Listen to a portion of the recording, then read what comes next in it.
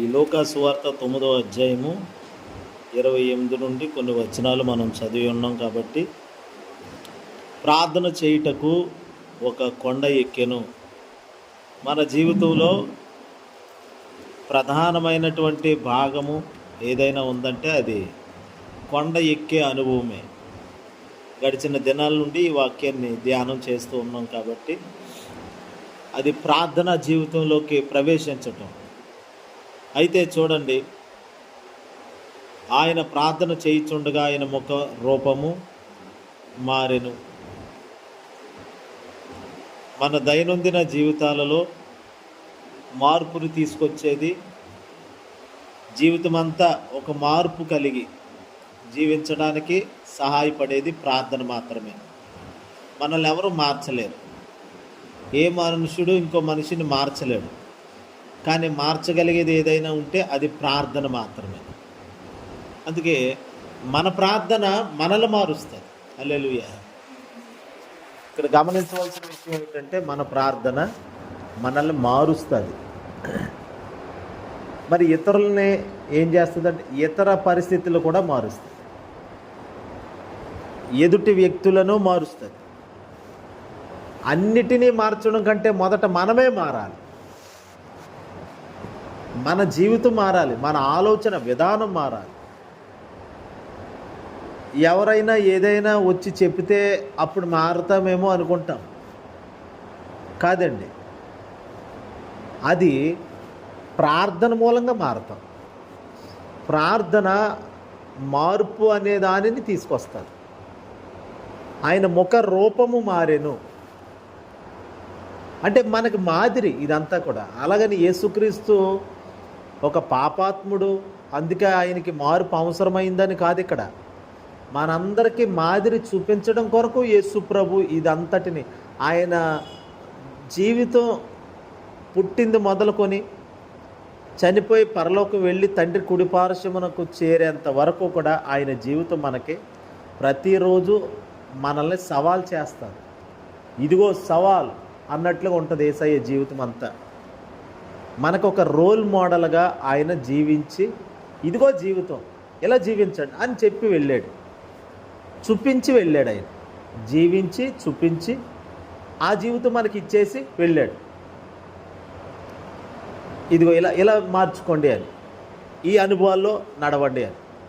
ఇప్పుడు యేసయ్య అనుభవాల్లో మనం నడుచుకోవడానికి ఆయన ఒక మార్గమై ఉన్నాడు అంతే. అందుకే ఆయన చెప్పాడు, నేనే మార్గమును సత్యము జీవమై ఉన్నాను. ఆయన ఒక మార్గమై ఉన్నాడంటే దేనికి? మనుషుల జీవితాలు ఒక క్రమమైన మార్గములో, సరైన మార్గములో ఉండటానికి ఆ మార్గమే యేసయ్యగా దిగి వచ్చాడు. ఆయన మనకు ఒక మంచి మార్గాన్ని, మాదిరిని చూపించి వెళ్ళాడు. ఇదిగో ఇందులో నడవండి అని, నాకు ఇలాగ జీవించండి అని. ఇప్పుడు ఆయన ప్రార్థన చేస్తుంటే ఆయన ముఖరూపము మారిందంటే ఎవరినో మార్చడం కాదు, వాళ్ళని మార్చి ప్రభా, వీళ్ళు మార్చి ప్రభా అని ప్రార్థన చెయ్యొచ్చు. అది ఎప్పుడు అనంటే మొదట మన మనస్సాక్షి మన మీద ఏ దోషారోపణ, నేరారోపణ చేయకుండా మంచి మనస్సాక్షిని పొందుకుంటాం చూడండి. అప్పుడు మనం ఇతరుల కొరకు చేసే ప్రార్థన చాలా బలంగా ఉంటుంది. ఆ ప్రార్థనకి జవాబులు వస్తాయి. అందుకే మంచి మనస్సాక్షి ఎప్పుడు వస్తుంది? నా మనస్సాక్షి నా కోసం మంచి సాక్ష్యం ఇవ్వాలి. ఇదిగో నువ్వు కరెక్ట్గా ఉన్నావు, ఈ విషయంలో నువ్వు న్యాయంగా ఉన్నావు, పలానా విషయంలో నువ్వు మంచిగా పరిశుద్ధంగా అన్ని కోణాల్లో నువ్వు బాగున్నావు అని మన మనస్సాక్షి మనకి ప్రత్యుత్తరం పలకాలి. అప్పుడు ఆ వ్యక్తి నికార్సైనటువంటి వ్యక్తిత్వం కలిగిన వాడిగా మార్చబడతాడు. అయితే ఇప్పుడు ఆ మంచి మనస్సాక్షిని తీసుకొచ్చేది ఏమిటి? ప్రార్థన. ప్రార్థన మంచి మనస్సాక్షిని ఇస్తుంది. ప్రార్థన మనల్ని మార్పు చేస్తుంది అంతే. హల్లెలూయా. ఈ పూట నేను చెప్పే మాట ఏంటంటే, ప్రార్థన అనేకుల్ని మార్చాలని చేసే ప్రార్థన కంటే కూడా మన మార్పును కోరుకుంటూ చేసే ప్రార్థన చాలా విలువైన ప్రార్థన. మనం ఆయనతో మాట్లాడుతుంటే మనల్ని మారుస్తుంది ఆ ప్రార్థన. మార్పు ఎక్కడ స్టార్ట్ అవ్వాలంటే మొదట మనలో స్టార్ట్ అవ్వాలి. హల్లెలూయా. మనుషులు నీకేమి చేయవలెనని నీవు కోరుదువో మొదట నీవు అలా ఉండాలి అని దేవుని లేఖనాలు సెలవిస్తాయి. వాళ్ళు నీకు ఎలా చేయాలని కోరుతావో మొదట నువ్వే అలా చెయ్యాలని చెప్తాడు ప్రభు. ఫలానా మనిషి నాకు మేలు చేస్తే బాగుండండి అని నువ్వు కోరుకుంటావు కాబట్టి అయితే మొదట నువ్వే ఆరంభించు అంటాడు దేవుడు. తీర్పు దేవుని ఇంటి యొద్దనే ఆరంభమొక కాలము వచ్చి ఉన్నదని బైబిల్లో ఉంది. అంటే దేవుని ఇంటి దగ్గర, బయట వాళ్ళు కాదు, అన్యుల ఇల్లు కాదు, ఇతరులు కాదు, మొదట దేవుని ఇల్లు. అందుకనే దేవుడు తన మందిరాన్ని శుభ్రం చేసి మహిమతో నింపాలనుకుంటున్నాడు. మనం దేవుని మందిరం కాబట్టి, మనము దేవుని ఇల్లు కాబట్టి. ఇప్పుడు దేవుని మందిరము, దేవుని ఆలయం, దేవుని ఇల్లు మనమే. ఇప్పుడు ఇలా దేవుని ఆలయముగా మలచబడ్డం కాబట్టి, మందిరంగా మారాం కాబట్టి, ఈ మందిరములో ఉండకుండాయన్నీ తీసేసి మహిమను నింపి ఆ మహిమ బయటికి రావాలని ప్రభు చూస్తున్నాడు. ఇప్పుడు ఆ మహిమ బయటికి రావాలంటే మొదట లోపల ఉండాలి. లోపల నింపబడితేనే బయటికి వస్తాడు. ఆ నింపబడే అనుభవంలోనే మొదట మనమే మారాలి. అంతే. మన మాటలు మార్చబడాలి, మన ప్రవర్తన పూర్తిగా మారిపోవాలి. మనం ఏదైనా ఒకటి కొత్తగా అలవాటు చేసుకోవాలంటే దాన్ని ప్రాక్టీస్ చెయ్యాలి. ఎప్పుడు అలవాటు లేదు, ఎప్పుడు అలవాటు లేదు. అలవాటు లేనప్పుడు ఇంకా నాకు అలవాటు లేదండి, నేను ఇప్పుడు కీబోర్డ్ నేర్చుకోవడానికి వెళ్తున్నాను కాబట్టి, నాకు మొదటి రోజు వెళ్ళాను కాబట్టి నాకు రాలేనందుకు నేను ఇంకా వెళ్ళిపోతానండి అనకూడదు. ప్రాక్టీస్ చెయ్యాలి. ఈరోజు వచ్చి కొత్తగా కీబోర్డు నేర్పించడానికి ఒక వ్యక్తి వచ్చి మనకు నేర్పిస్తున్నాడు అనుకోండి, మొదటి రోజు రాదు అది, అలాగని రెండో రోజు వచ్చేది. అది ప్రాక్టీస్ చేస్తుంటే, మనసు పెట్టి దాని మీద తరచుగా ప్రయత్నం చేస్తుంటే ఒకరోజు కీబోర్డుని వాయించగలిగే స్థితికి వస్తాం. హల్లెలూయా. ఏదైనా నేర్చుకునేటప్పుడు ప్రయత్నం చాలా అవసరం, ప్రయాస అవసరం, ప్రాక్టీస్ చాలా అవసరం. మనకి కంటిన్యూషన్గా ఉండాలి. ఇప్పుడు మన ప్రయత్నము, ప్రయాస, ప్రాక్టీస్ అంతా ప్రార్థనలోనే ఉండాలి. ఎక్కడ ప్రయాసపడాలంటే ప్రార్థనలోకి వెళ్ళి ప్రయాసపడాలి. అప్పుడు అది ఏమవుతుందంటే మన నుండి మార్పు మొదలవుతుంది. ఎప్పుడైతే మార్పు మన నుండి మొదలవుతుందో అదిగో బయటోళ్ళు మాట్లాడతారు మనల్ని చూసి, నేను ప్రకాశిస్తున్నాను, ఇదిగో నేను ప్రార్థన చేస్తున్నాను కాబట్టి నా ముఖం వెలిగిపోతుంది, నా వస్త్రాలు దగదగ మెరుస్తున్నాయని యేసు ప్రభు చెప్పలేదు. మరి ఏం జరిగిందంటే లోక అనే వైద్యుడు అన్నీ గమనించి, పరిశుద్ధాత్మలో ప్రతిదానిని గమనించి శిష్యుల దగ్గర సమాచారం తీసుకొని రాసి పెట్టాడు. లోకా చెప్తున్నాడు, పేతురు గారు చెప్తున్నాడు తన పత్రికలో, యాకోబు, యోహాను వీళ్ళందరూ ఆ రోజు పర్వతం మీద ఉన్నారు కాబట్టి వాళ్ళు సాక్ష్యం పలుకుతున్నారు. యేసయ్య ప్రార్థన చేయుచుండగా ఆయన ముఖరూపము మారిన సంగతి బయటోళ్ళు చెప్పాలి, ఇతరులు చెప్పాలి, మన ఇరుగు పొరుగు వారు చెప్పాలి. మన మార్పుని వాళ్ళు గుర్తుపట్టేటట్లుగా ఓ మాట చెప్తాను, దేవుని మహిమ మనలో ఉంటే ఇతరులు మార్పుని గమనిస్తారు. మనలో వారికి నూతనమైన వారిగా కనబడతాం మనం. హల్లెలూయా. దేవుని మహిమ మన మీద ఉన్నప్పుడు, ఆ మహిమను నింపుకున్నప్పుడు ఇతరులకి క్రొత్తగా కనబడతాం, నూతనంగా కనబడతాం. ఎప్పటి వ్యక్తుల వలె బోరు కొట్టేసే వ్యక్తులుగా కనబడం, తాజాగా కనబడతాం మనం. హల్లెలూయా. తాజాగా కనబడతాం అంటే ఒక ఆహ్లాదకరమైన వ్యక్తిగా కనబడతాం మనం. ఉదయాన్నే ఒక్కోసారి మంచి వాతావరణం, ఉదయాన్నే 6-5 దాటాక ఉదయం ఒక మంచి వాతావరణం కనబడుతుంది, చల్లగా. ఏమండి, అక్కడక్కడ మబ్బులు, ఒక ఆహ్లాదకరమైన వాతావరణాన్ని చూస్తాం. అప్పుడు ఫ్యాన్ గాలి అక్కర్లేదు, చల్లగాల్లో కూర్చోవాలనిపిస్తుంది ఒక్కోసారి. అలాంటి ఆహ్లాదకరమైన వాతావరణం, నూతనమైన వాతావరణాన్ని మనము కలిగి ఉండగలుగుతాం. మనలో ఒక ప్రశాంతతను కలిగి ఉంటాం. అది ఇతరులకి కూల్గా అనిపిస్తుంది. అది హల్లెలూయా. అది చూడండి, ఒక మేఘం వచ్చింది, చల్లబడింది వాతావరణం. అది చల్లబడితే మనుషులు ప్రశాంతంగా ఉంటారు. ఇప్పుడు ఎంతో తీవ్రంగా ఎండ ఉంది. ఇప్పుడు ఒక్కసారిగా మబ్బేసి చల్లటి గాలులు వీచినాయి అనుకోండి, ప్రజలందరికీ ప్రాణం తెప్పరెళ్తుంది. అమ్మయ్య చల్లబడిందిరా వాతావరణం. అది చల్లబడితే మనుషులు చల్లబడతారు. మొదట అది చల్లబడాలి. అలాగే మొదట మనలో మార్పు రావాలి. మార్పు వస్తే ప్రజలకి, ఇతరులకి, మనల్ని చూసిన వాళ్ళకి ఒక ఆనందకరమైనటువంటి జీవితాన్ని మనం ఇవ్వగలుగుతాం. కీర్తనకారుడు ఆ మాట అంటాడు, ఏమనంటే, నేను సంతోషంగా ఉన్నప్పుడు, నేను ప్రభువుని ఆనందంగా స్తుతిస్తున్నప్పుడు, ఇలా ఆనందంగా సంతోషంగా ప్రభువుని నేను కలుసుకొని స్తుతించే సమయంలో అనేకులు చూచి వారి ప్రాణములు తెప్పరెళ్తాయి అని అంటాడు కీర్తన. హల్లెలూయా. ఓ చల్లదనమును కలిగించే వ్యక్తులుగా ఉండాలి మనం. హల్లెలూయా. చూడండి, సామెతలో మాట ఉంటుంది, చల్లదనమును కలిగించే వ్యక్తులుగా ఉంటామని దేవుని వాక్యంలో ఒక మాట ఉంది. కోతకాలపు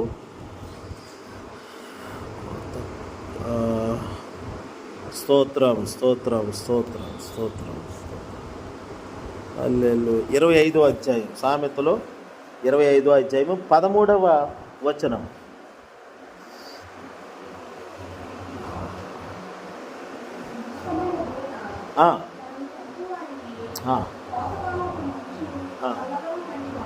కోతకాలపు మంచు చల్లదనము వంటి వాడు తన యజమానుల హృదయమును, అదుగోండి, తాను తెప్పరెళ్ళటం కాదు, ఇతరులను తెప్పరెళ్ళ చేస్తున్నాడు. తను దాహం తీర్చుకోవడం కాదు, ఇతరుల దాహం తీరుస్తున్నాడు. దేనిని బట్టి? అతడు ఒక మంచుగా ఉన్నాడు, చల్లగా ఉన్నాడు. హల్లెలూయా. ఎవరో? నమ్మకమైన దూత.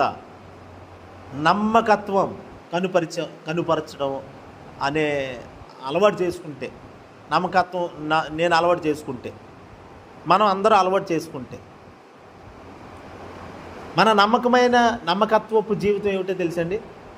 ఇదిగో ఈ ప్రార్థన కోసం మనం వింటున్నాం, ఈ మహిమ కోసం వింటున్నాం కొద్ది రోజుల నుండి.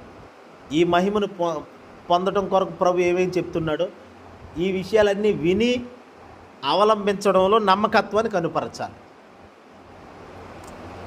ఇప్పుడు తనను పంపు వారికి కోతకాలపు మంచు వంటి చల్లదనము వంటి వాడు.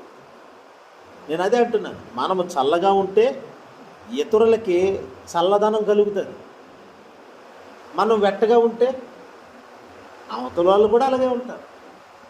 చూడండి, ఇప్పుడు సూర్యుడు వేడిగా ఉన్నాడు, సూర్యుడు ప్రకాశిస్తున్నాడు. ఇప్పుడు ఇంత మిట్ట మధ్యాహ్నంలో అతడు ఎంతో అగ్నిగా మండుతూ ఉన్నాడు. మండుతున్నందుకు మనమందరం కూడా వేడెక్కిపోతున్నాం. తనలో ఉన్న వేడి మనలో కూడా దిగిపోతుంది.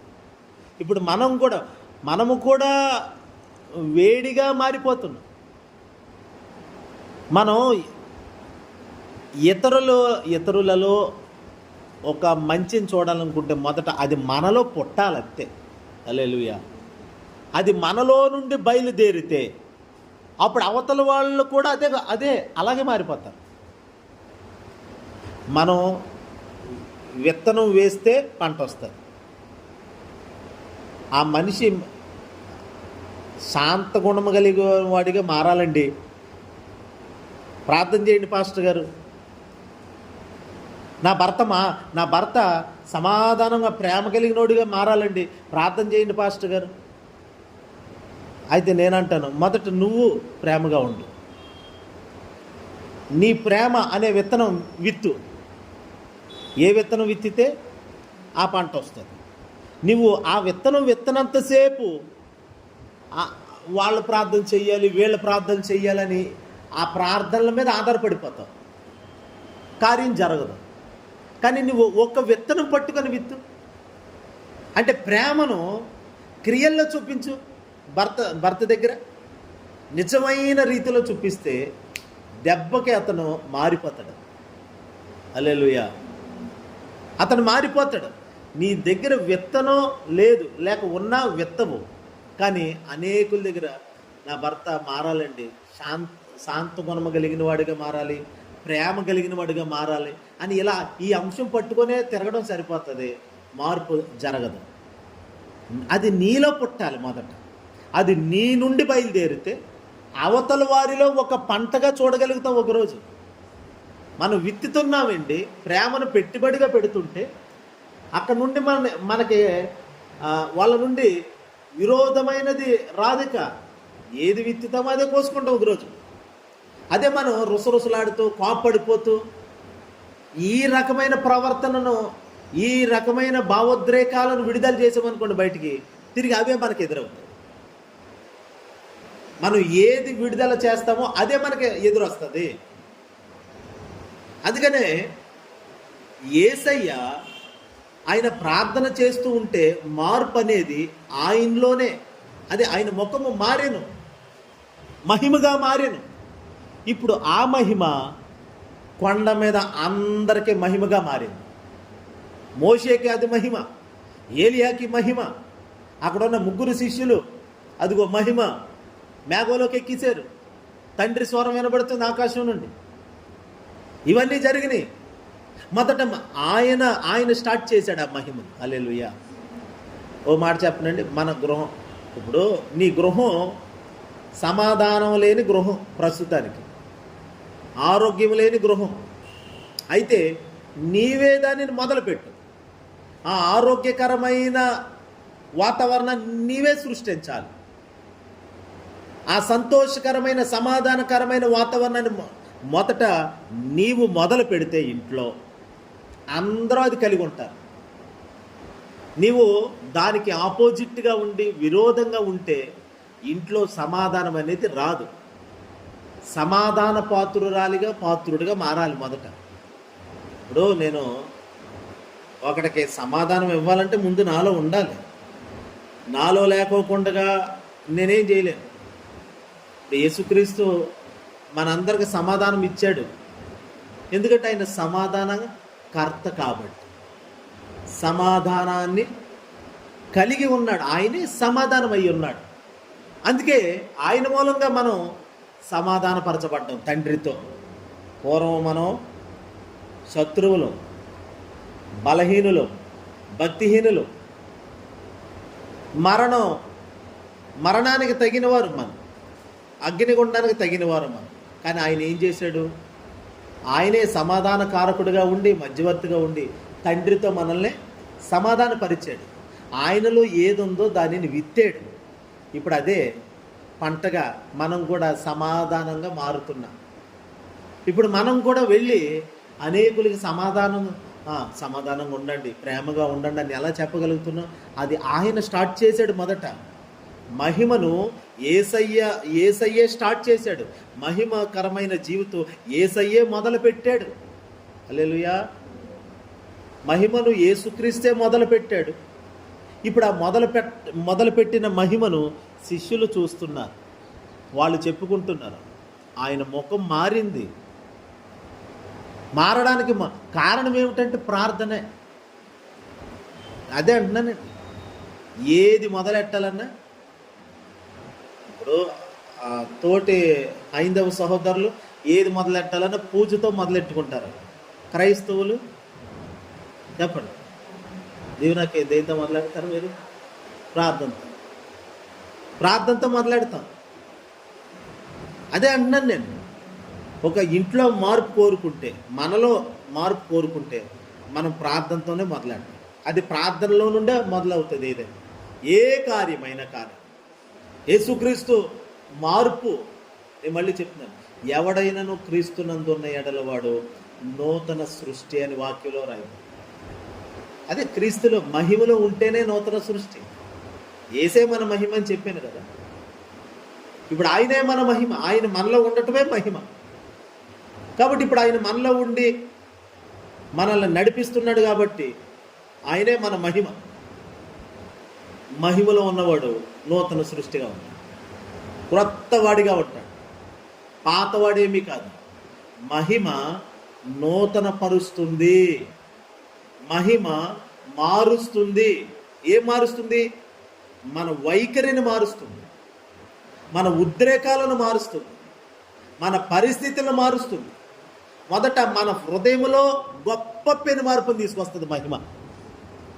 అది మోకములో కూడా కనబడతారు. యేసుప్రభు మోకంలో కనబడుతుంది మార్పు. ఆయన అదే మహిమను తీసుకొచ్చేదేమో ప్రార్థన, ప్రార్థన తీసుకొచ్చేది మహిమ, మహిమేమో మార్పును తీసుకొస్తుంది. ఇవన్నీ లింకప్ అయి ఉంటాయి. ప్రార్థనేమో మహిమను తీసుకొస్తుంది. ఇప్పుడు మనం ఏసైతో మాట్లాడటం మొదలెట్టామనుకోండి, ఏసై ఇంకా మనతో మాట్లాడితే ఇంకా మనతోనే ఉంటాడు, మనలోనే ఉంటాడు. అందుకనే ప్రార్థన ఆత్మ పట్టేసిన వాళ్ళలాగా ఉండాలి. మనం ఎక్కడున్నా బజార్కి వెళ్ళాం, అక్కడ కూడా ప్రార్థన ఆత్మ పట్టేసి ఉండాలి. అంటే ప్రార్థన అంటే గదిలోకి వెళ్ళి కళ్ళు మూసుకొని అలా చేసేది మాత్రమే కాదు. నడి రోడ్లో నిలబడినా కానీ మనం నడిచి వెళ్తున్న ప్రార్థన చేసేవాళ్ళుగా ఉండాలి. కళ్ళు మూయడం కుదరదు. ప్రయాణంలో ఉన్నాం, బండి మీద వెళ్ళేటప్పుడు కళ్ళు మూయడం కుదురుతుందా? కానీ ప్రార్థన చెయ్యాలి. అదే ఆ ఆలాపనతో, ఆ ప్రార్థనతో ఉంటే మనమే ప్రార్థన ఆత్మగా మారిపోవాలి. ప్రార్థనాత్మ ఎక్కడ ఉంటుందో అంటే ఆయనతో మాట్లాడే మనసు ఎక్కడ ఉంటుందో ఆయన అక్కడ ఉంటాడు. ఆయన ఎక్కడ ఉంటాడో అక్కడ మహిమ ఉంటుంది. ఎక్కడ మహిమ ఉంటుందో అక్కడ మార్పులు జరుగుతాయి. ఎక్కడ మహిమ ఉంటుందో అక్కడ నూతనమైనవి జన్మిస్తాయి. మహిమ క్రొత్త వాటిని తీసుకొస్తుంది, పాత వాటిని గతించిపోయేలా చేసి కొత్త వాటిని బయలుపరుస్తుంది. చేతులే తల్లి చెప్పండి. అందుకనే దేవుని బిడ్డ మహిమకరమైన జీవితం మనకి చాలా ప్రాముఖ్యం. ప్రార్థన చేయకుండా ఉండకూడదు. 2 మొక్కలు ప్రార్థన చేసి మౌనంగా పక్కన వాళ్ళు ప్రార్థన ఆలకించకూడదు. కంటిన్యూ నీ వంతును ప్రార్థన అలా చేస్తూనే ఉండాలి. ఇంట్లో అధిక సమయం, బయట అధిక సమయం, మందిరంలో ఇంకా కొలతలేని ఆత్మతో నింపబడటమే ప్రార్థన కొరకు. ఇదంతా కూడా హల్లెలూయా. ఆయన ముఖము మారెను. రెండవది ఆయన వస్త్రములు దగదగ ప్రకాశిస్తున్నాయి. ఆయన వస్త్రాలు మెరుస్తున్నాయి. వస్త్రాలు మెరవటానికి కారణం ఏమిటంటే ప్రార్థనే. అంటే వెలుపటి జీవితం. వస్త్రం అనగా పైన ధరించుకునేది, ఈ శరీరం మీద ధరించుకునేది. కాబట్టి ఈ వెలుపటి జీవితం, వెలుపట జీవితం. ముఖము అంటే ప్రవర్తనను మారుస్తుంది ప్రార్థన. ప్రార్థన వలన మహిమ, ఆ మహిమ వచ్చి ప్రవర్తన మార్చేస్తుందండి. రెండోది వెలుపటి అలంకార జీవితాన్ని మారుస్తుంది. వస్త్రాలు ఎలాగైతే ధరించుకుంటున్నాము అలాగా ఈ వస్త్రాలు కూడా ప్రకాశించే వస్త్రాలు. ఇక అది ఏ రంగు వస్త్రం అని కనబడదు కదండి. ఇప్పుడు ఒక ఫ్లడ్ లైట్ కొట్టేసరికి, ఒక లైటింగ్ కొట్టేసరికి అది ఏ కలర్ బట్ట అని కాదు, అక్కడ అంతా వైట్గానే కనబడుతుంది. అంటే ప్రకాశవంతమైన జీవితం. బయటకు కూడా మనం ఇతరుల మధ్యలో, సమాజంలో ఓ ప్రకాశవంతమైన జీవితం, వెలుగుకరమైన జీవితం ప్రార్థనలో నుండి వస్తుంది మనకి. అంటే మహిమలో నుండి వస్తుంది. మహిమతో నింపబడినప్పుడు ప్రకాశవంతమైన జీవితాన్ని లోకానికి ఇవ్వగలుగుతాం. చూసేవాళ్ళకి కానీ, మన కోసం చెప్పుకునే వాళ్ళకి కానీ, ఇప్పుడు వరకు ఏవేవో చెప్పుకున్నట్టున్నారు మన కోసం. ఎవరెవరు ఎన్ని చెప్పుకున్నా ఒకసారి ప్రార్థనలో బలంగా మారిపోతే, ఆ ప్రార్థన చేత నిండిపోతే మహిమ వచ్చి మనల్ని కప్పేస్తుంది. అప్పుడు ఇక మన మీద మచ్చ, డాగు, ముడతలు కనబడవు మనుషులకి. వాళ్ళకి కనబడేదంతా వెలుగే కనబడుతుంది. వారికి కనబడేదంతా మన మీద మహిమ కనబడుతుంది. అదిగో వాళ్ళు ప్రకాశిస్తున్నారు, వాళ్ళ మీద వెలుగున్నది, వాళ్ళ మీద అంత వెలుగున్నది. ఒకప్పుడు ఇదే మనుషులు అదే వ్యక్తి కోసం వీడు దుర్మార్గుడురా, వీడు అబద్ధాలు కోరురా, దొంగ, దోషి, మూర్ఖుడు అని ఇలా ఎన్నో పేర్లు పెట్టినోళ్లే. కానీ ఇప్పుడు ఎప్పుడైతే ప్రార్థనలో నిలబడ్డాడో ఆ ప్రార్థన వలన వచ్చిన మహిమతో నింపబడి కప్పబడతావో వెలుపల వాళ్ళకి నువ్వు ఇంకా అవన్నీ మర్చిపోతారు. పాతవి గతించెను. ప్రార్థన పాత వాటన్నిటినీ రూపుమాపేసి క్రొత్తగా మారుస్తుంది అంటున్నాను. అందుకనే నూతన పరుస్తుంది మహిమ మనల్ని నూతనంగా మార్చేస్తుంది. మళ్ళీ చెప్తున్నాను, ఎవడైనను క్రీస్తునందుని ఎడలవాడు నూతన సృష్టి. ఎవడైనను మహిమనందు ఉంటే, అనగా క్రీస్తునందు ఉంటే, మన మహిమ యేసుక్రీస్తే కాబట్టి మహిమతో నింపబడితే మహిమ ఎలాగొస్తుందండి చెప్పండి? ఎలాగొస్తుంది? ప్రార్థన. ఆ ప్రార్థనే నీకు అంతే. నీ ప్రార్థనే నీకు మహిమ. నీ మహిమ ఎక్కడో లేదు. ఆకాశము తెరవబడాలి, మహిమ దిగి రావాలి కాదు. నీ మోకాళ్ళు వేసి ప్రార్థన చేస్తే నీలో నుండే పుట్టుకొస్తుంది మహిమ. మళ్ళీ చెప్తాను, మార్పు అనేది ఎక్కడో బయలుదేరడం కాదు, అది నీ నుండే బయలుదేరడం. యేసుక్రీస్తు ప్రార్థన చేస్తుంటే ఆయన ముఖము మారిను, ఆయన ముఖం వచ్చేసి మారిపోయింది, ప్రకాశిస్తుంది. నువ్వు ఏ పరిస్థితులు గుండా వెళుతున్నా నీ జీవితం, నీ మార్గాలు అన్నీ ప్రకాశవంతంగా మారిపోతాయి. మార్పులు జరుగుతాయి ఖచ్చితంగా. మహిమ మారుస్తుంది, పరిస్థితులు మారుస్తుంది, ప్రవర్తన మారుస్తుంది, వైఖరిని మారుస్తుంది. ప్రతికూలమైన వాటిని అనుకూలమైన వాటిగా మార్చేస్తారు. అయితే మనం చెప్పుకోక్కర్లేదు, నేను ఎంత ప్రార్థన చేసుకున్నాను కాబట్టి నేను మారేనండి, నా ప్రార్థన నన్ను మార్చిందండి అని మనం చెప్పక్కర్లేదు. మనల్ని కనిపెట్టేవాళ్ళు, చూసేవాళ్ళు, మనకి రెండే కళ్ళు కానీ మనల్ని చూసే కళ్ళు ఎన్నో. వాళ్ళందరూ గమనిస్తారు, వాళ్ళే చెప్పుకుంటారు మహిమ ఉందండి అక్కడ, వారిలో మహిమ ఉంది, ఆమెలో మహిమ ఉంది. ఇన్నాళ్ళు వేరండి, ఇప్పుడు బాగా మారారు. ఒకప్పుడండి తాగుబోతండి, కానీ ఇప్పుడు దేవునికి బలమైన సాక్షిగా మారాడండి. మహిమ మారుస్తుంది.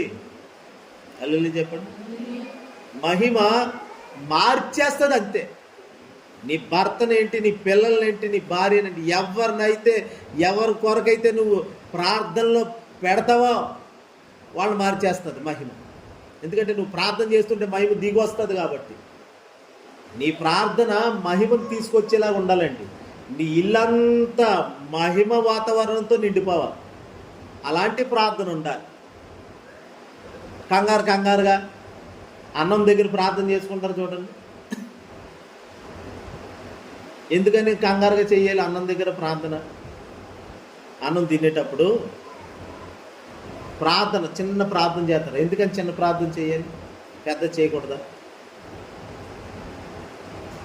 చిన్న ప్రార్థన ఎందుకు చేయాలి చెప్పండి? చల్లారిపోద్దనా, లేకపోతే కుక్కొచ్చి తినేస్తుందనా? ఎందుకు చేయాలి? సమయోచితమైన జ్ఞానంతో వ్యవహరించాలి కాబట్టి చిన్న ప్రార్థనే చెయ్యాలి. హల్లెలూయా. అన్నం దగ్గర కూర్చొని ఒక అరగంట సేపు ప్రార్థన చేస్తే ఈగలు వాళ్తాయి, దోమలు వాళ్తాయి, మట్టి పడుతుంది. ఈ లోపల కుక్కుంటే కుక్కొచ్చి తినేస్తుంది. హల్లెలూయా. కాబట్టి అలాగా అలాంటి ప్రార్థన చేస్తారు కొంతమంది ఇంట్లో కూడా. అంటే చిన్న ప్రార్థన, ఇంక ఆ ఇంట్లో ఇంకా ప్రార్థన ఉండదు. ఆ చిన్న ప్రార్థనతోనే వెళ్ళిపోతాయి ఇల్లంతా. మహిమ ఎలాగొస్తుంది? ఇంకా నువ్వు ప్రార్థన చేస్తే మహిమ రావాలి. గణగణ ప్రార్థన చేస్తూనే ఉండాలి. ప్రభుతో మాట్లాడుతూనే ఉండాలి. ఒక గంట మాట్లాడి ఒక గంట ధ్యానం చేస్తూ కూర్చోవాలి. ప్రార్థన అంటే నేను ఎప్పుడు చెప్తాను కదండి, ప్రార్థన చేసేసి వెంటనే లేచి వచ్చేయకూడదు. ధ్యానంలో కూర్చోవాలి, ధ్యానం చెయ్యాలి. హల్లెలూయా. అలా అలా ధ్యానం చేస్తూ ఉంటేనే మెడిటేషన్ అంటే ధ్యానం అనేదంట మనలో శక్తిని పుట్టిస్తుంది. ధ్యానం చేస్తుంటే శ్వాస మీద ధ్యాస అని అందుకనే అంటారు, అతను ఎవరో. కాకపోతే మనకి ఏ శ్వాస మీద ధ్యాసలు ఇవన్నీ అక్కర్లే. ప్రార్థన మీద ధ్యాస ఉంటే చాలు, మనకి ప్రభు మీద ధ్యాస ఉంటే చాలు. శ్వాస మీద ధ్యాస అంటే మైండ్ అంతా తెచ్చి శ్వాస మీదే పెట్టాలంట. పీల్చుకునే గాలి దాని మీద, ఈ మనసంతా తెచ్చి దాని మీదే కేంద్రీకరించాలి. ఎవరితో మాట్లాడకూడదు, పిన్ డ్రాప్ సైలెంట్, చేతులు కట్టుకోవాలి, మఠం వేయాలి. శ్వాస మీద ధ్యాస అంటే ధ్యాస అంతా శ్వాస మీద పెట్టాలి, పీల్చుకునే శ్వాస మీద. ఆ ధ్యాస అంతా ప్రభు మీద పెట్టి ప్రార్థన చెయ్యాలి. ఇది బైబిల్ క్రమం. లోక క్రమం ఏమో అది, బైబిల్ క్రమం ఏమో ధ్యాస, మైండ్ అంతా, మనసంతా ప్రభు మీద పెట్టి ప్రార్థన చెయ్యాలి. హల్లెలూయా చెప్పండి. అందుకని దేవుని పెట్టారు. అలా ధ్యానం చెయ్యాలి. ప్రార్థన చేసేయడమే ముఖ్యం కాదు. ఓ గంట సేపు గణ మాట్లాడి ఏదో పాఠం అప్పచెప్పేసి టింగుని లెగిసిపోయి ఇక పనుల్లోకి వెళ్ళిపోవడం కాదు. ప్రార్థన అంటే మౌనంగా కనిపెట్టడం కూడా ప్రార్థన అంటే. మనం పాఠాలు అప్పచెప్పడమే కాదు. ప్రార్థన అంటే ఆయన స్వరాన్ని కనిపెట్టడం, వినడానికి అలవాటు చేసుకోవడానికి చెవులు నెక్కపొడుచుకొని అట్లాగా ధ్యానం చేస్తుంటే స్వరం కూడా వింటాం. అప్పుడే ఆ ధ్యానంలోనే స్వరం వింటాం. ఎంతసేపు మనమే మాట్లాడి అప్పుడు ఆయన అంటాడు, నన్ను మాట్లాడినవరా ఒకసారి, రే బాబు అమ్మా ఒకసారి నన్ను కూడా నేను ఏదైనా చెప్పాలనుకుంటా. ఇప్పుడు వరకు నువ్వు చెప్పావు కదా, నువ్వు చెప్పిన దానికి నేను ఏదైనా చెప్పాలనుకుంటున్నాను, నువ్వు అడిగిన వాటికి నేను ఏదో జవాబు ఇవ్వాలనుకుంటున్నాను. కాసేపు అలా ఉండు నేను ఏదో చెప్తాను. ఉండు నేను చెప్పాను, ఉండు ప్రభా, అప్పుడే మాట్లాడుకో, నేను చెప్పాను. ఓ 2 గంటలు గన మాట్లాడేసి ఏ సునాములు అడుగుతున్నాను తండ్రి వెళ్ళిపో. అలా చెప్తే దేవుని స్వరం వినలేరు, దేవుని కార్యాలు చూడలేరు. ఈ ప్రభు ఒకసారి ఆలోచించండి. ఇప్పుడు మీరందరూ నేను చెప్తుంటే వింటున్నారా? మీరు మాట్లాడే వాళ్ళుగా ఉంటే నేను చెప్పగలనండి? మీరు మాట్లాడుకుంటే ఇంక ప్రసంగం చేయడం అవుతుందా? అలాగే ప్రార్థనలో చెప్పవలసినవన్నీ చెప్పేసి ప్రభు ఆత్మ ద్వారా ఆ తర్వాత కనిపెట్టాలి. అంటే ధ్యానం చెయ్యాలి.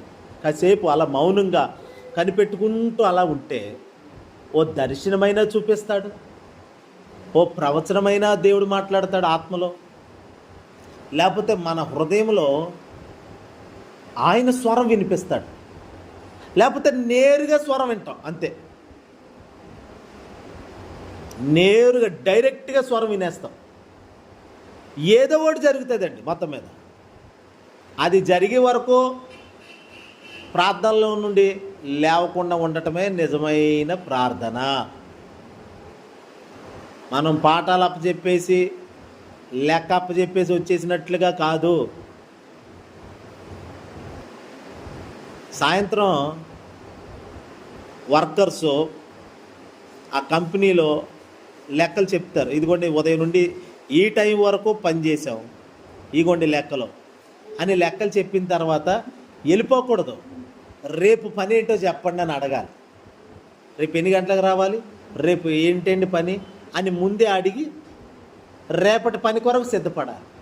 అప్పుడు యజమాని చెప్తాడు ఇది ఇది ఇది అని. అదే అంటున్నాను, మనము రేపు భావి తరాలకి మనం ఆశీర్వాదంగా మారాలంటే దేవుని దగ్గర కనిపెట్టుకుంటూ ఆయన దగ్గర వినడం నేర్చుకోవాలి. ప్రార్థన అంటే మనము చేసేదే కాదు, ఆయన చెప్పేది వినడం కూడా ప్రార్థనే. ప్రార్థనలో కూర్చోవడం అంటే చేసేయడమే కాదు, కూర్చోవడం అంటే ఆయన దగ్గర అలా కనిపెట్టుకొని వినడం. మన మరియా మరియా, మార్తా మరియలు ఉన్నారు చూడండి. ఆమె ఎంత ప్రార్థన పర్వాలని చెప్పాలి. ఆమె ఎప్పుడు చేసిందండి ప్రార్థన? మరియా ప్రార్థన ఎప్పుడు చేసింది? ప్రార్థన ఎప్పుడన్నా చేసిందా? ప్రార్థన చేసిందా? ఏం చేయలే. కానీ ఆయన చెప్తుంటే వింటుంది. అంటే ఆయన మాట్లాడుతున్నాడు, మరియతో మాట్లాడుతున్నాడు. అదే ఆమె ధ్యానం చేస్తుంటే ప్రభు మాట్లాడుతున్నాడు. హృదయం తెరుచుకొని కూర్చుంది కాబట్టి మాట్లాడుతున్నాడు. ఇప్పుడు ఒక దైవజనుడిగా నేను మీకు వాక్యం చెప్తుంటే మీరు వాక్యం వింటున్నారు. ప్రార్థన పూర్వకంగానే వినాలి. కానీ ప్రభు దగ్గర కూడా మౌనంగా ధ్యానం చేస్తూ స్తుతిస్తూ స్తోత్రం ప్రభు అని చెప్పుకుంటూ అలా కూర్చొని వినడం కూడా ప్రార్థనే అంటున్నాను నేను. వినాలి. అలా వింటే దేవుడు మాట్లాడతాడు. మన చెవులు అందుకు అలవాటు అయిపోను గాక, ఆయన స్వరానికి అలవాటు అయిపోవు. అయితే గమనించండి దేవుని బిడ్డ, మనము ఏదైనా కలిగి ఉంటేనే ఇవ్వగలుగుతాము. యేసు ప్రభు ఆయన ప్రార్థన చేసి మార్పుని కనుపరుస్తున్నాడు. మహిమ వలన మార్పు కలిగింది. ఆ మార్పు ఇతరులు చూస్తున్నారు. ఇతరులు చూడాలి. మార్పు మన నుండి ప్రారంభమైతే ఇతరులు చూస్తారు, వాళ్ళు నేర్చుకుంటారు, వాళ్ళు కూడా అనుకుంటారు నేను కూడా మారాలి. ఓ మాట చెప్తారు. ఆడెవడో బట్టతలకే మందు అమ్ముతున్నాడు.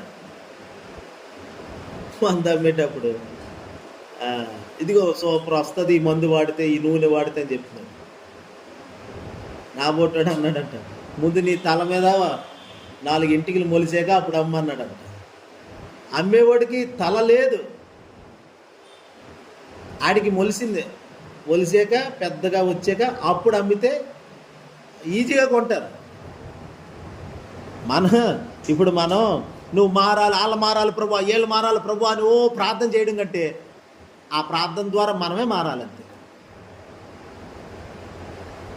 అక్కడికి వెళ్ళి ఆయన ప్రార్థన చేసి ప్రభు పేతురుని మార్చు, యాకోబును మార్చు, యోహాను మార్చు, వీళ్ళందరినీ మహిమతో నింపు, మార్చు అని ఏమన్నా చేసాడేంటండి? ఆయన తండ్రితో మాట్లాడుతున్నాడు అంతే. ఏకమైపోయి ప్రార్థన చేస్తుంటే ఆ ప్రార్థన వలన యేసయ్యే ఒక మార్పుని కనిపరిచాడు అక్కడ కొండ మీద. ఆ మహిమ ఆయనను అలా మార్చింది. మార్చిన తర్వాత ఆ మార్పుని వాళ్ళు చూస్తున్నారు.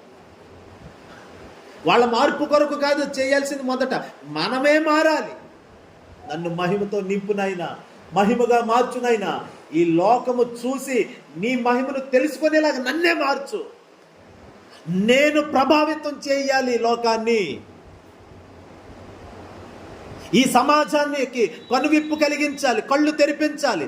అయితే నా కన్నులు బాగా వెలిగించు ప్రభువా, నా కన్నులు తేటగా కనబడాలి, ఆ మహిమ నాలో నిలబడాలి, నేనే మహిమగా మారిపోవాలని మనము మన మార్పు నిమిత్తమే ప్రార్థన చేస్తుంటే, మార్పు మొదట మనలో ఆరంభమైతే ఇతరులు కూడా మార్పును చూస్తారండి. నేను మళ్ళీ చెప్తున్నాను, మహిమ మనల్ని మారుస్తుంది. మహిమలో మార్పు ఉన్నది. కాబట్టి మహిమ దిగి వచ్చే స్థలమే ప్రార్థన అనుభవం. తండ్రితో మాట్లాడుకోవడమే, ప్రభుతో కూర్చోవడమే ప్రార్థన అంటే. చెప్పండి, ఇప్పుడు ప్రార్థన అంటే ఆయన దగ్గర వినడం కూడా, మౌనంగా ధ్యానం చేస్తూ ఆయన స్వరం కొరకు కనిపెట్టుకోవడం కూడా ప్రార్థనలో కూర్చోవడమే భాగం. ప్రార్థన అంటే మనం చేసేదే కాదు, ఆయన మాట్లాడుతుంటే తిరిగి. మాకు ఒక మామగారు ఉండేది, రాయుడుపాకలని, రాజమండ్రి అవతల ఒక ఊరు ఉండేది. అక్కడి నుండి వచ్చేది. సరిగ్గా కళ్ళు కనబడవు, సరిగ్గా వినబడవు, చెవులు కూడా సరిగ్గా వినబడవు. కానీ మంచి ప్రార్థన పరురాలు. లోకవార్తలు ఏది చెప్పినా ఆవిడకి వినబడదు. అదే పలానా చోట ఇలా కొట్టుకున్నారంట అంట, అమ్మాయి అక్కడ ఇలా కొట్టుకున్నారంటే ఏమంటున్నారా అలా 4-5 సార్లు చెప్పినా వినబడదు.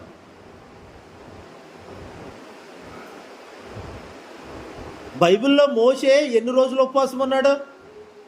40 రోజులు అన్నాడు అంటే ఈ మాట ఒకసారి అడిగితే వినబడిపోద్ది. దేవుని సంబంధమైన విషయాలు ఈజీగా వినబడిపోయి ఈజీగా జవాబు చెప్పేసి అంతే. అయితే ఆవిడ ఎలా నేర్చుకుందో తెలుసండి, లోకానికి చెవులు మూసేసింది, దేవుని దగ్గర చెవులు తెరవబడిపోయినాయి అంతే ఆవిడకి. అల్లెల్లి చెప్పండి. ఆవిడ ప్రార్థన చేసేటప్పుడు ప్రార్థన చేస్తుంది. చేసిన తర్వాత, ఎందుకంటే మా ఇంటికి వచ్చేది ఆవిడ, వారంలో ఒకరోజు మా ఇంట్లో ఉండేది. మా మంచం మీద అప్పుడు పెంకిటిల్లు, అందులోనే ఇరుగు ఇంట్లోనే ఆవిడ మాతో పాటు ఉండేది. మా నాన్నగారికి పరిచయం అంతే, హాస్పిటల్లో పరిచయం ఉంది ఆ తల్లి, పెద్ద ఆవిడ. మా నాన్నే నా కొడుక అనేది, మమ్మల్ని మనవలా అని పిలిచేది. అక్కడక్కడ ప్రార్థనలు చేయడానికి వచ్చినప్పుడు మా ఇంట్లోనే ఉండేది ఒక రోజంతా.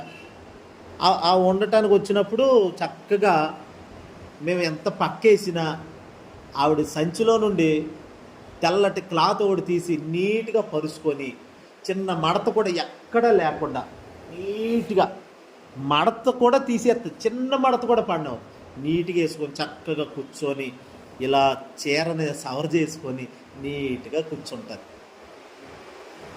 అంత నీట్గా ఉంటుంది ఆ అమ్మగారు. అయితే ఆవిడ ప్రార్థన విధానం కూడా చూడండి. దేవునితో ప్రార్థన చేసేటప్పుడు ప్రార్థన చేసి మధ్యలో ఆయన మాట్లాడతాడు అనుకుంటాను. అప్పట్లో నాకు అంతగా తెలీదు. అలా చెప్పమంటారండి? సరే అండి చెప్తానండి.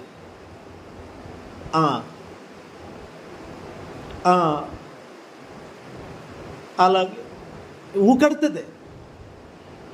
ఎవరో మాట్లాడుతుంటే మనం ఎలా ఊకడతామో అలా ఊకడుతుంది ప్రార్థనలో. స్వయంగా వినబడిపోద్ది. నీకు జూన్లో పెళ్ళి అయిపోతురా అన్నది మా పెద్దక్కని. ఆ జూన్ నెలలోనే పెళ్ళి అయిపోయింది. హల్లెలూయా. నువ్వు పెద్ద సేవకుడు అయిపోతావురా అనేది నన్ను. నిజంగా సేవలోకే వచ్చా. ఏదైతే నోటి మాట అలా వదులుతుందో అది జరిగిపోతుంది. ఎందుకో తెలుసండి, దేవుని దగ్గర వినడం నేర్చుకుందా తల్లి. ప్రార్థన అంటే వినడం కూడా. కాబట్టి మనం వినడానికి అలవాటు పడాలి. హల్లెలూయా. ఆ రూపాంతర కొండ మీద కూడా చూడండి, అక్కడేమో మహిమను పొంది మహిమ వలన కలిగిన మార్పుని కనుపరుస్తున్న యేసుని చూసి ఈ పేతురు వీళ్ళందరూ బెత్తరపోయి వెంటనే, ప్రభువా మనం ఇక్కడ ఉండుట మంచిది, ఎక్కడ ఉండుట మంచిది. ఓకే, వెంటనే తండ్రి అయిన దేవుడు చూడండి మాట్లాడుతున్నాడు అక్కడ 9వ అధ్యాయంలోకి రండి, చదవండి.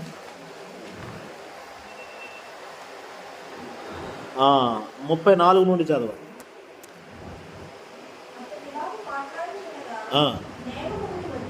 మేఘము ఒకటి వచ్చి వారిని కమ్మెను.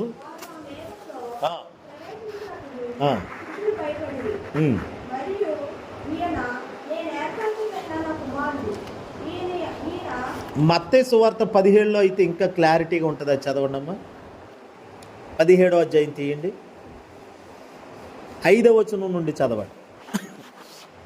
మత్తయి సువార్త 17వ అధ్యాయము 5వ వచనం నుండి చదవండి. అంటే పేతురు ఇంకా మాట్లాడుతుండగా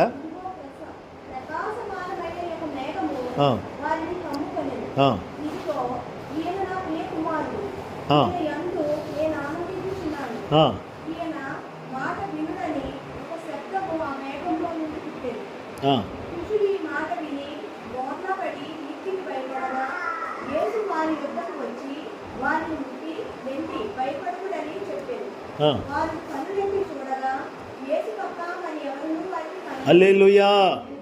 అక్కడ చూడండి, పేతురు, ప్రభా ఇక్కడ ఇంత మహిమ ఉన్నది కదా, నువ్వు కూడా ఇంతలా ప్రకాశించిపోతున్నావు, మా నాయకుడివి, మా బోధకుడివి, నీలో ఇంత ప్రకాశాన్ని మేము ఇప్పుడు చూడగలుగుతున్నాం. నీ ఇంటివారు నిన్ను ఒక ప్రత్యేకమైన వ్యక్తిగా గుర్తుపట్టాలంటే బలమైన ప్రార్థన నీకున్నప్పుడు మహిమతో నువ్వు నింపబడతావు. ఆ మహిమను చూసి భయపడతారు. ఇంట్లో వాళ్ళు కూడా భయపడిపోతారు నీకు. హల్లెలూయా.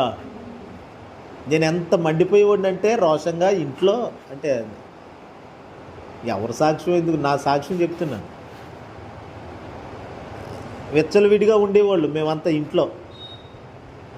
పాపములో శాపములో పడి కొట్టుమిట్టాడిపోతున్న రోజులు అవి. మా అమ్మ మా అక్క వాళ్ళు ఇక సీరియల్లో పడిపోయేవారు. మా నాన్నగారు త్రాగుడికి అలవాటు అయిపోయారు. నేను సినిమాలు, బయట స్నేహాలు, ఇలా నెమ్మది ఉండేది కాదు. గొడవ వచ్చేసేది, ఇంట్లో గొడవలు అయిపోయి మా నాన్నగారు మా అమ్మను కొట్టేసేవారు. వాళ్ళు కొట్టుకుంటుంటే నేను అది అంతా చూసి మూర్ఖంగా మాట్లాడి ఇంట్లో అవన్నీ ఇసురుగొట్టి ఒక గందరగోళం, ఒక రణరంగం అయిపోయేది, యుద్ధభూమి అయిపోయేది మా ఇల్లు. రోజు నెమ్మది ఉండేది కాదు. అన్నపానాలు తినేవాళ్ళు కాదు, వండుకున్నా కానీ ఉన్నా కానీ. అలాగా అసలు నెమ్మది సమాధానం అనేది లేని పరిస్థితి మా ఇల్లంతా, ఒక నరకం. అయితే ప్రభు తన సేవకుని ద్వారా నాతో మాట్లాడి నన్ను రక్షించిన రోజు నుండి ఆ వారం నుండే నాలో ఒక మంచి మార్పు కలిగింది. చెడ్డ మాటలు మాట్లాడడం మానేశాను, బూతులు మాట్లాడడం మానేశాను, సినిమాల జోలికి వెళ్ళడం మానేశాను, చెడు స్నేహాలు చేయడం మానేశాను. సైకిల్ వేసుకొని ఎప్పుడో వెళ్ళిపోతే మధ్యరాత్రిలో వచ్చేవాడిని అన్నీ చక్కబెట్టుకొని. ఇంక ఏ స్నేహాలకి వెళ్తలేదు, బైబిల్ చదువుకుంటున్నాను. ఇలాంటి పరిస్థితి నాలో చూసి మా అమ్మ నాన్న మా అక్కోళ్ళు భయపడిపోయేవారు. నాకు నేనున్నప్పుడు టీవీ పెట్టడానికి భయపడేవారు. అది వెళ్ళిపోయి టీవీ పెట్టుకుందాం అనేవారు. నేను వెళ్ళి చాలా పాటలు పాడుకుంటూ వెళ్ళేవాడిని. మారిన తర్వాత పాటలు పాడుకుంటూ వెళ్ళేవాడిని, పాటలు పాడుకుంటూ వచ్చేవాడిని.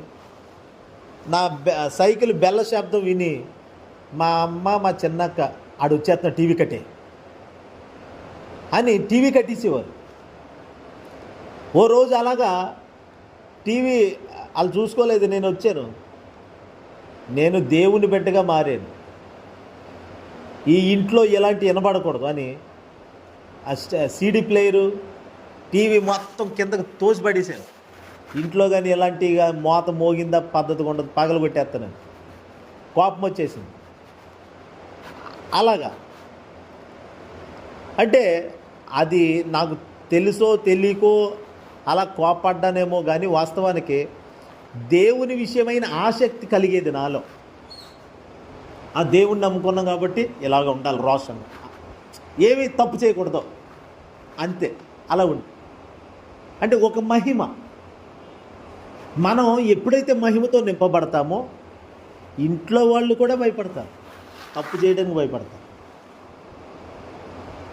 మనం లోకువైపోయాం, మన ముందే వాళ్ళు తప్పు చేస్తున్నారు అని అంటే దాని అర్థం మనలో లోపాలు ఉన్నాయని అర్థం.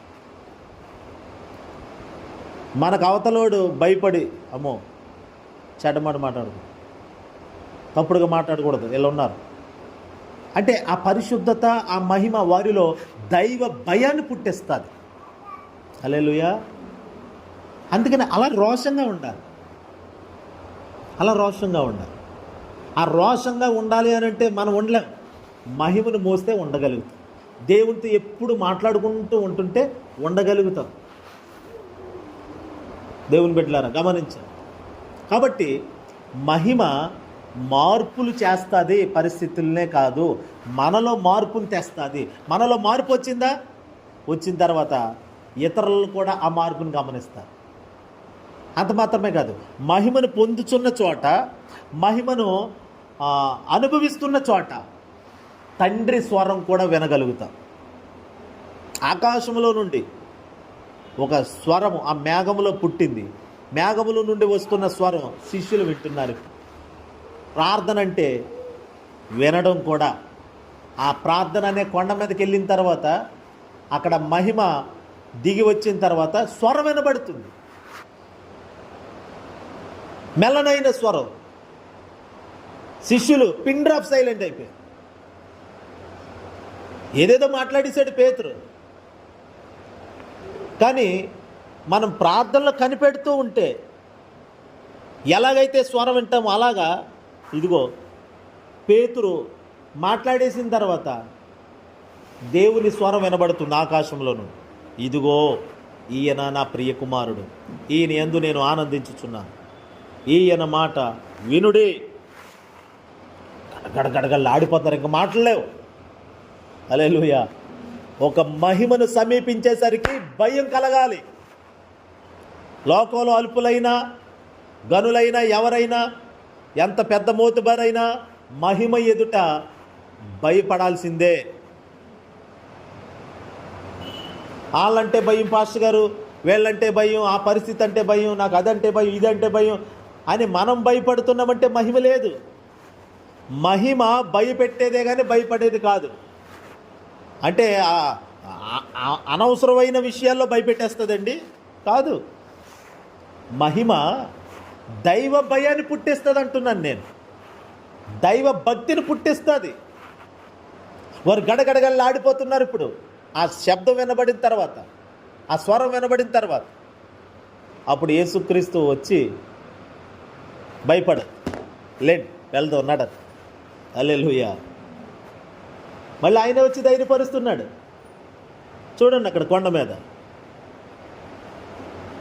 నా దేవుని బిడ్డలారా, మహిమకరమైన జీవితం అలాంటి దైవికమైన వణుకుని తీసుకొస్తుంది మనకి. పిల్లల్లో ఆ వణుకు, నువ్వు కొట్టేస్తావని తిట్టేస్తావని భయపడటం కాదు, నీ భక్తికి భయపడాలి వాడు. నీ ప్రార్థన వైరాగ్యానికి భయపడాలి. మోకాళ్ళు వేసి ఓ ఆత్మలో రేగిపోతుంటే ఇంట్లో వాళ్ళందరూ భయం వచ్చేయాలి. అది కర్ర తీసుకొని అలా భయపెట్టేసి కొట్టేసి అరిసే ఇవన్నీ కంటే కూడా, ఇలా భయపెట్టడం కంటే కూడా, నేను కూడా నేర్చుకుంటున్నాను, ఇలా భయపెట్టడం కంటే కూడా మన వైరాగ్యం, మన రోషము, మన ప్రార్థన పట్టుదల, మనం పొందిన మహిమ అనుభవాలు వాళ్ళని మారుస్తుంది. వాళ్ళకి ఆ వణుకు పుట్టేస్తుంది. అమ్మో వద్దురా, అమ్మ ప్రార్థన చేసుకుంటు, నాన్న ప్రార్థన చేసుకుంటు, మనం ఈ తప్పు చేయకూడదు అని. పిల్లలు ఒకవేళ స్కూల్లోనో కాలేజీలోనో ఎక్కడో బయటికి వెళ్ళి తప్పు చేయాలని అనిపించిన అలాంటి అవకాశాలు, తప్పు పాపం చేసే అవకాశాలు బోల్డ్ ఉన్నాయి బయట ఇప్పుడు. మరి మన పిల్లలు తెల్లారులేగితే బయటికి వెళ్తున్నారు. అలా తప్పులో పాపంలో పడిపోకుండా ఉండాలంటే ఇంట్లో దైవికమైన వాతావరణాన్ని సృష్టించాలి. ఆ వణుకు రావాలి, ఆ మహిమ రావాలి ఇంట్లో, ఆ ఉండాలి ఆ మహిమ. అప్పుడు వాళ్ళు పాపం చేసే అవకాశం బయట వచ్చినా వెంటనే మన ఇల్లు గుర్తు రావాలి వాళ్ళకి, అమ్మ గుర్తు రావాలి, నాన్న గుర్తు రావాలి వాళ్ళకి. నాన్న మంచి ప్రార్థన పరుడురా, అమ్మ మంచి ప్రార్థన పరురాలురా, తప్పు చేయకూడదు. చెల్లి, అక్క, అన్నయ్య వద్దురా మనం ఈ పాపం చేయకూడదు. ఒకవేళ ఎవరన్నా ప్రేరేపించినా మేము చెయ్యం. మా అమ్మ నాన్న అసలు ఊరుకోరు. అంటే కొట్టేస్తారన్న భయం కాదు వాళ్ళకి రావాల్సింది, ప్రార్థన పరులాలు. దేవునితో ఉంటారు మా అమ్మ నాన్న. హల్లెలూయా. అలాంటి దైవికమైన భయం వచ్చినప్పుడే వారు మారిపోతారు. నువ్వు ఎన్ని దెబ్బలు కొట్టు మారరు. ఆడు తప్పు చేసినప్పుడు ఎన్ని దెబ్బలు కొట్టు మారు. కానీ నువ్వు దైవికమైన భయం, దేవుని భయం వారి మీదకి వచ్చేటట్లుగా నువ్వు మహిమతో నింపబడు. రోషంగా వాళ్ళు తప్పు చేశారని తెలిసినప్పుడు, ఓ పాపం చేశారని తెలిసినప్పుడు ఇంట్లో ఉండి వాళ్ళ ప్రార్థనలో పెట్టి ఓ వాళ్ళ కోసం కన్నీరు కాచి ఓ నువ్వు గంతులేసే దేవుళ్ళు ఎర్రెక్కిపోయి ప్రార్థన చేసే దెబ్బగా భయం పుట్టేస్తుంది వాళ్ళకి. హల్లెలూయా. నేను అనుభవించి చెప్తున్నానండి. అలాంటి భయం వచ్చేటట్లుగా చెయ్యాలి. దేవుని సన్నిధి భయంతో కూడిన ప్రవర్తన కలిగిన అనుభవాలతో ఉండాలి. అలాంటి సన్నిధిని మన ఇంట్లో క్రియేట్ చేసుకోవాలి. మన దగ్గర మన నుండే మార్పు రావాలండి. నువ్వు ప్రార్థనలో కూర్చుంటా, అరే ప్రార్థనకు రారా రారా రా మీరు రండి నువ్వు రా అనే బతులాడితే ఎవడు రాడు. నువ్వు ప్రార్థన వాళ్ళు రాకపోయినా నువ్వు ప్రార్థన మొదలెట్టి ఒకటి రెండు సార్లు పిలువు, రాకపోతే పాటలు పాడుతూ ఆత్మలో మండిపోతూ ఆ మహిమ, ఆ భయం వాళ్ళని ఆవరించేసి వాళ్ళు కూడా వచ్చి కూర్చోవాలనిపిస్తుంది. వాళ్ళకు కూడా వచ్చి కూర్చోవాలనిపిస్తుంది. కానీ ఎందుకు రావట్లేదంటే నీలో సరైన అభిషేకం లేక, సరైన ప్రార్థన పట్టుదలతో కూడిన ప్రార్థన లేక, ఏదో అనాలోచనగా చెయ్యాలి కాబట్టి కుటుంబ ప్రార్థన పాస్టర్ గారు చెప్పారు కుటుంబ ప్రార్థన చేసుకోమని, అందుకని చేసుకుందాం, అందుకు చేయకూడదు. నేను చెప్పానని కాదు, నీకంటూ ఉండాలి, నీ నుండి పుట్టాలని. హల్లెలూయా. నీలో మార్పు మొదలైతే భర్తలో మార్పు వస్తుంది, పిల్లల్లో మార్పు వస్తుంది, భార్యలో మార్పు వస్తుంది, అన్ని కోణాల మార్పు వచ్చేస్తుంది. మార్పు మన నుండే స్టార్ట్ అవ్వాలి. ప్రార్థన మహిమను తీసుకొస్తుంది, మహిమ మనల్ని మారుస్తుంది. హల్లెలూయా. మహిమ మనల్ని పూర్తిగా చేంజ్ చేస్తుంది. కాబట్టి అలాంటి అనుభవంతో మనం ముందుకెళ్దాం. దేవుడి మాటలు మన వెనుకలో దీవించును గాక. ప్రార్థన చేస్తాం.